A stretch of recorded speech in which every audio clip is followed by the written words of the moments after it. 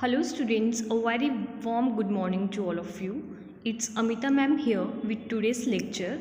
So students, जैसा कि हमने लास्ट लेक्चर में physical education as an integral part discuss किया था, सो बेटा आज के लेक्चर में हम दो क्वेश्चंस को डिस्कस करेंगे.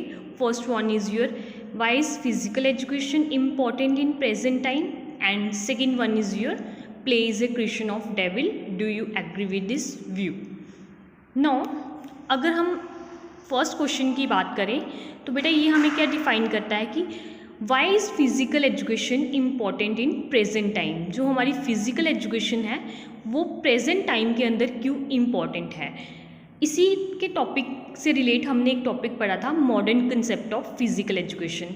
उसमें हमने देखा था कि बेसिकली मॉडर्नाइजेशन टाइम के अंदर फिज़िकल एजुकेशन ने क्या रोल प्ले किया है.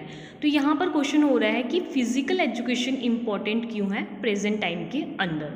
Now your answer is in the present day world the pace of life have become very fast. इन्होंने बोला कि अगर हम प्रेजेंट डे की बात करें, आज के दिन की बात करें या आज के टाइम की बात करें, वहाँ पर जो लाइफ का पेस है, जो लाइफ की रफ्तार है, वो क्या है, बड़ी ज़्यादा तेज़ी से बढ़ रही है.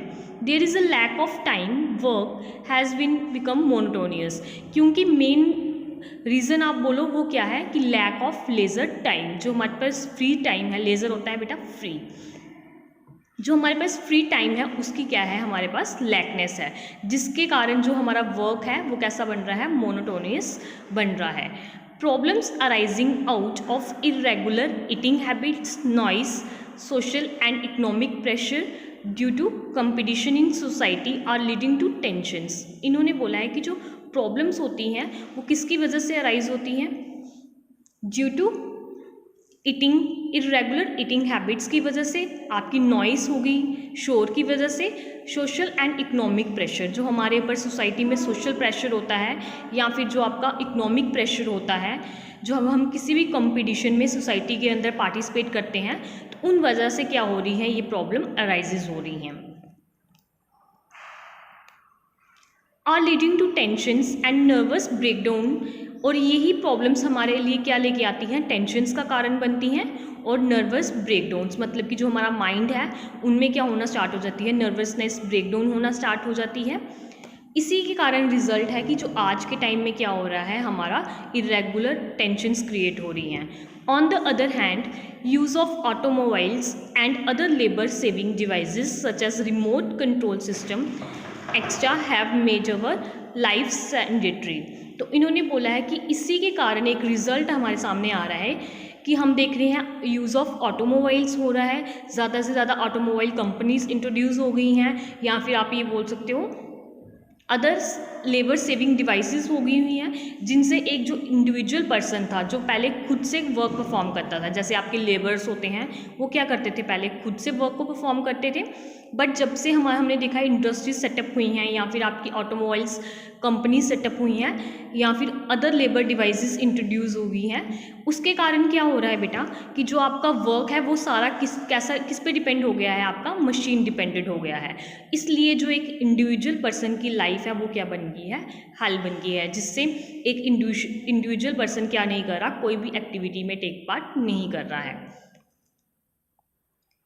It is therefore being said that we have become a sitting race, and it seems doubtful where a sitting race can long survive.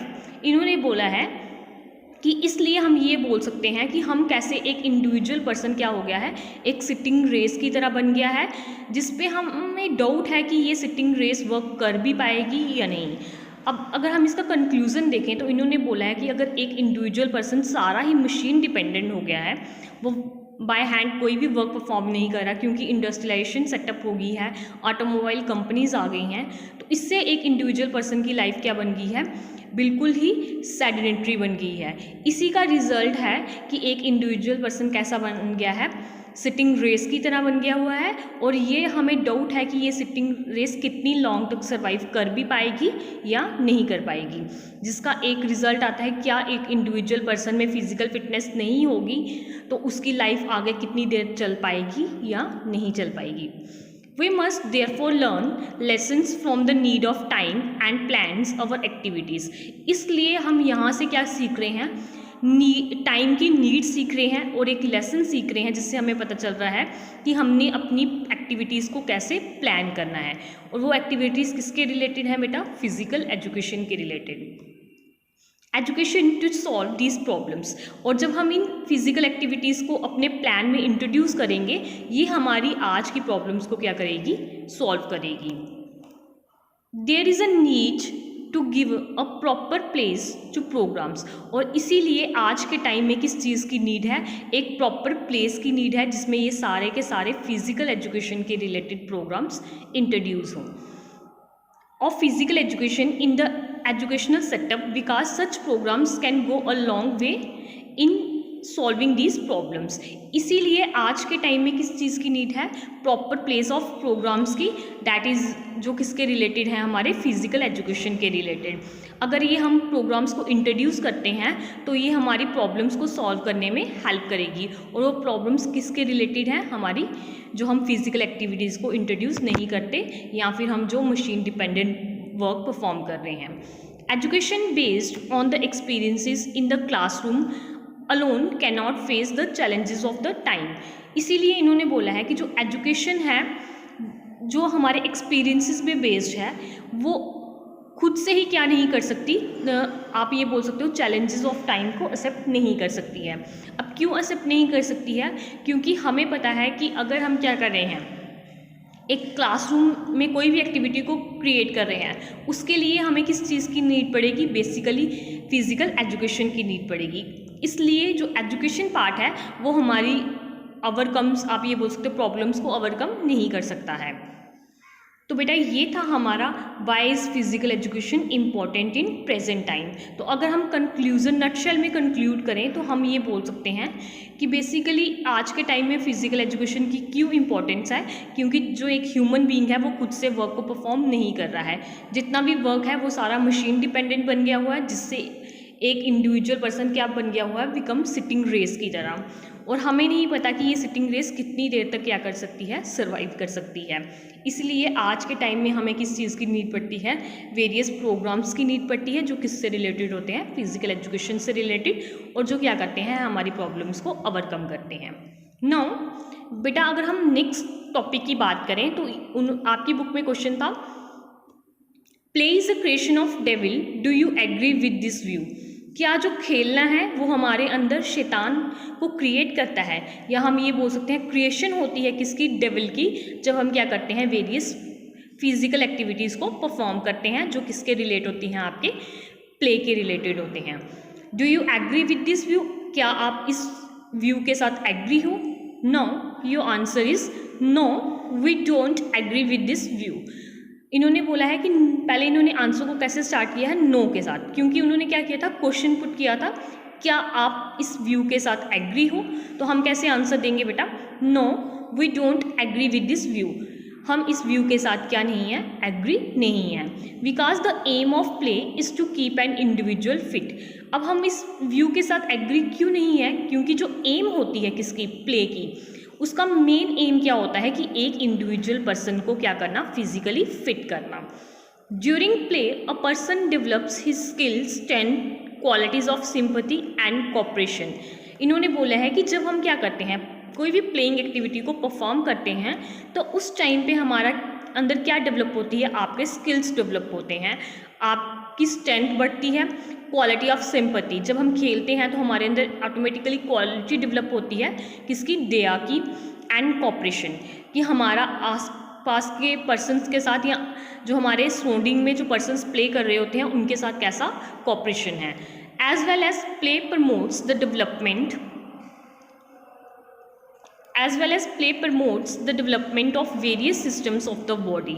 इसी के साथ हम ये भी बोल सकते हैं जो प्लेइंग एक्टिविटीज़ होती हैं वो क्या करती हैं? हमारे अंदर डेवलपमेंट को प्रमोट करती हैं। डेवलपमेंट को प्रमोट क्यों करती हैं? क्योंकि जब हम खेलते हैं, हम फिजिकल एक्टिविटीज़ परफॉर्म करते हैं, उस टाइम पे हमारे बॉडी में क्या हो रही होती है? एनर्जी प्रोड्यूस हो रही होती है और हमारी बॉडी की स्ट्रेंथ डेवलप हो रही होती है। इसीलिए हम ये बोल सकते हैं कि जब हम खेलते हैं तो हमारी बॉडी के वेरियस सिस्टम्स जो बॉडी के होते हैं वो क्या होते हैं? डेवलप होते हैं। An individual develop self control, sportsmanship, leadership quality extra. इसी के साथ एक इंडिविजुअल पर्सन में क्या डेवलप होता है, सेल्फ कंट्रोल डेवलप होता है, खुद पे कैसे कंट्रोल करना है वो उसके बारे में सीखता है। स्पोर्ट्समैनशिप क्वालिटी डेवलप होती है, as well as your leadership quality भी क्या होती है, डेवलप होती है। बेटा आप बेसिकली ये क्वालिटीज़ कैसे डेवलप होती हैं, जब हम किसी भी ग्रुप में खेलते हैं तो हमें पता है कि वहाँ पर सबसे पहले किस चीज़ की नीड पड़ती है, कॉपरेशन की। तो जब हमारे अंदर कॉपरेशन डेवलप हो रहा है तो ऑटोमेटिकली हमारे अंदर क्या क्वालिटी डेवलप होना स्टार्ट होगी, leadership quality. And second one is your sportsmanship. क्या पर्सन स्पोर्ट्स एक्टिविटीज़ परफॉर्म करने के लायक है, ये नहीं है। ये भी कैसे डेवलप होता है, जब हम क्या करते हैं, वेरियस फिजिकल एक्टिविटीज़ को बार बार प्रैक्टिस करते हैं। On the other hand, he become cooperative and learn about the health problems। इसी के साथ अगर हम दूसरे बिहाफ पे देखें तो हम ये बोल सकते हैं कि एक इंडिविजुअल पर्सन जब खेलता है वो क्या, उसमें क्या डेवलप होता है, वो कॉपरेटिवनेस डेवलप होती है, उसमें उसका जो बिहेवियर है वो कैसा बन जाता है, कॉपरेटिव वाला। और इसी के साथ वो क्या करता है, वेरियस हेल्थ प्रॉब्लम्स के बारे में सीखता है। And rules of games and become active. और रूल्स ऑफ गेम्स के बारे में भी सीखता है और एक एक्टिव इंडिविजुअल पर्सन बनता है। Therefore the view is totally wrong that play is a creation of devil. इसलिए हम ये बोल सकते हैं जो व्यू था कौन सा, play is a creation of devil, वो टोटली रॉन्ग है, क्योंकि हमने पढ़ा है कि बेसिकली प्लेइंग एक्टिविटीज़ क्या कर रही हैं, हमारे अंदर सेल्फ कॉन्फिडेंस डेवलप कर रही हैं, स्किल्स डेवलप कर रही हैं, स्ट्रेंथ, सिंपैथी, कोऑपरेटिव नेचर।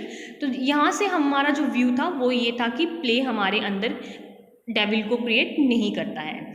सो बेटा दैट्स इनफ फॉर टुडे। ये आज का लेक्चर था। इसी के साथ हमारा एक टॉपिक रह गया है इस चैप्टर का, वो हम नेक्स्ट लेक्चर में कवर करेंगे। अगर किसी भी स्टूडेंट को कोई भी क्वेरी है रिगार्डिंग दीज टॉपिक्स तो आप मेरे से डिस्कस कर सकते हो। Thank you, have a nice